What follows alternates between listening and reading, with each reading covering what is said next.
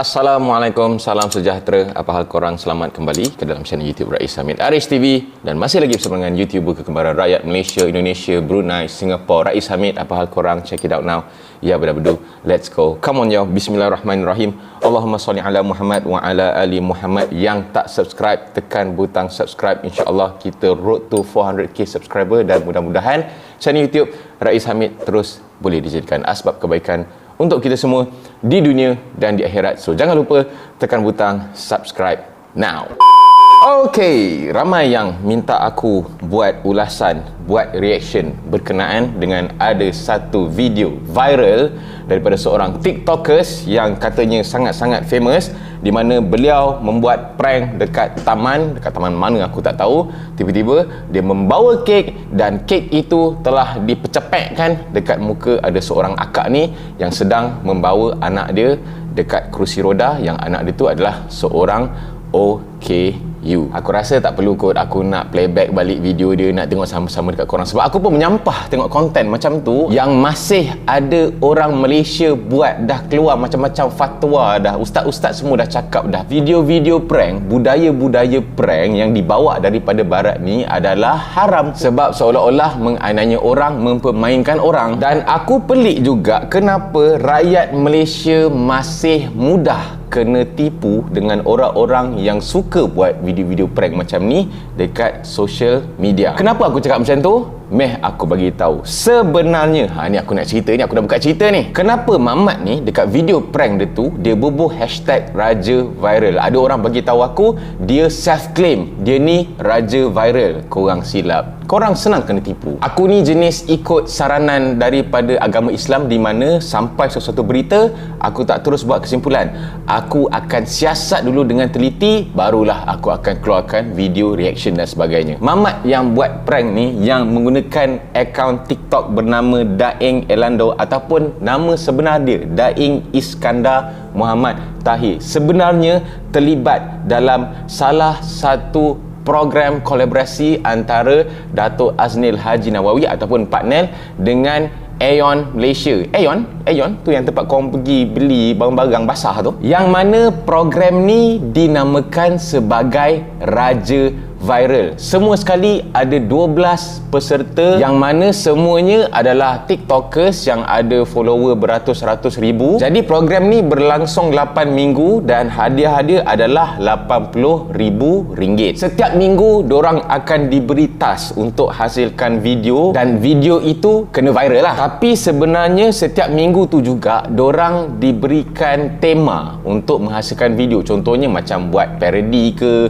buat review makanan ke. Jadi Mamat Daeng Elando ni sebenarnya apa yang video yang dia buat tu adalah sebenarnya salah satu task, dipercayai salah satu task untuk program Raja Viral ni. Lepas tu baru je lagi Pak Nel pun dah keluarkan dia punya statement dan menerangkan bahawa si Daeng Elando ni adalah sebenarnya peserta dan dia kena buat task apa semua. Dan Pak Nel juga turut bagi tahu yang Daeng Elando ni sebenarnya tak brief apa-apa langsung dekat Pak Nel macam mana video ni dibuat, proses dia, terlibat apa benda. Cerita dia Pak Nel tak tahu pun pasal video ni yang sebenarnya telah dijadikan konten untuk rancangan Raja Viral terbitan ataupun program Pak Nel ni. Bila Pak Nel tanyakan sendiri dekat si Daeng Elando ni berkenaan dengan video bodoh yang dia buat, prank tu apa semua, yang semua orang kesian tengok akak tu kena lempar kek apa semua, dan akhirnya si Daeng Elando ni mengaku bahawa semua yang ada dekat taman tu sudah dibayar untuk menghasilkan video itu. Pak ni baru tahu. Sebenarnya memang kita dah cakap jangan buat prank yang sebegitu kerana dia akan makan diri. Tetapi rupanya dia bayar semua yang ada kat situ. Dia bayar makcik itu, makcik yang kena kek itu.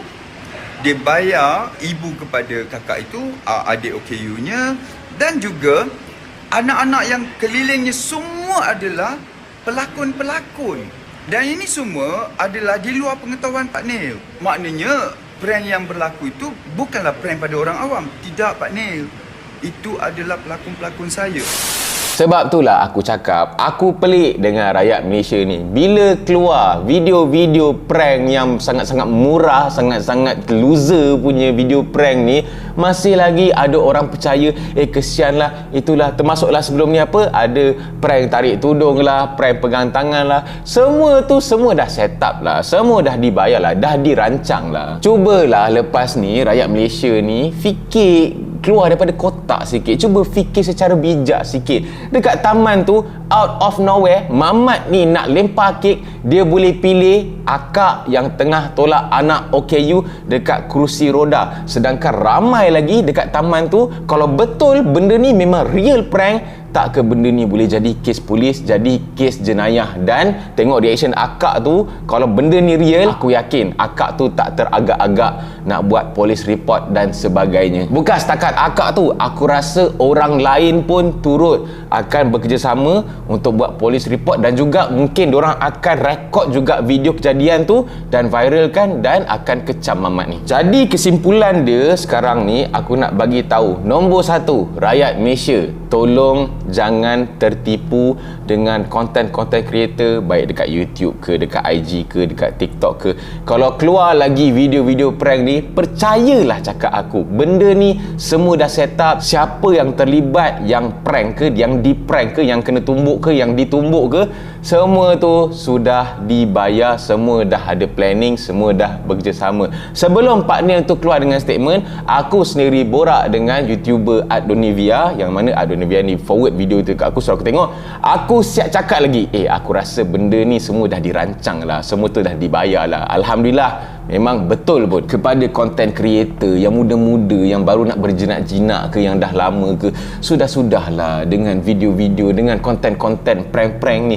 Prank-prank ni bukan budaya kita. Prank-prank ni juga tak ikut landasan agama kita. Kita aniaya orang, kita tipu orang. Bukan setakat kita nampak macam tipu orang yang kita prank tu, tapi macam kes yang si Daing Elando ni, dia dah tipu seluruh rakyat Malaysia. Sebab apa? Macam Pak Nia cakap, dia sepatutnya bubuh disclaimer di awal video, ini semua hanyalah lakonan. Tapi dia tak bubuh semata-mata nak create attention, nak bagi orang semua tengok lah. Nasihat aku kepada konten-konten creator TikTok, YouTube yang setahun jagung apa semua ni, sudah-sudahlah. Ingat, kita ada agama, kita ada budaya, kita rakyat Malaysia. Tak semestinya kalau benda tu nak viral, semuanya kena benda yang negatif, semuanya benda yang kita kena tipu orang, kena prank orang, kita buat kenakan orang dan sebagainya. Buatlah video yang positif ke, video yang kelakar ke, yang boleh bagi pengajaran dan sebagainya. Benda tu boleh viral. Viral ke tak viral ke,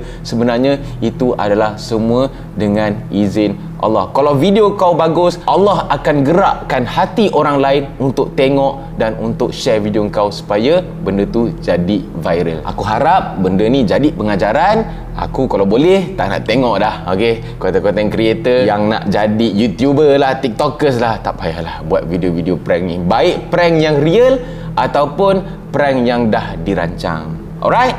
Okey, boleh ikut boleh ikut Kalau korang suka dengan video ni, korang bolehlah share. Sekiranya korang ada sebarang komen, bolehlah komen. Jangan lupa tekan butang like, butang subscribe, butang loceng untuk notification video-video pada channel YouTube Rais Hamid selepas ini. InsyaAllah kita maafkanlah si Daing Elando ni, sebab dia tak ada anaknya siapa-siapa pun. Semua tu ternyata hanyalah lakonan. Cuma kita berharap lepas ni dia tak buat lagi lah video-video yang berkemungkinan akan memperdayakan rakyat Malaysia. Semoga kita semua diberikan taufik dan hidayah, dipermudahkan urusan dan dimurahkan rezeki. Kita jumpa lagi dalam next video. Assalamualaikum. Bye bye.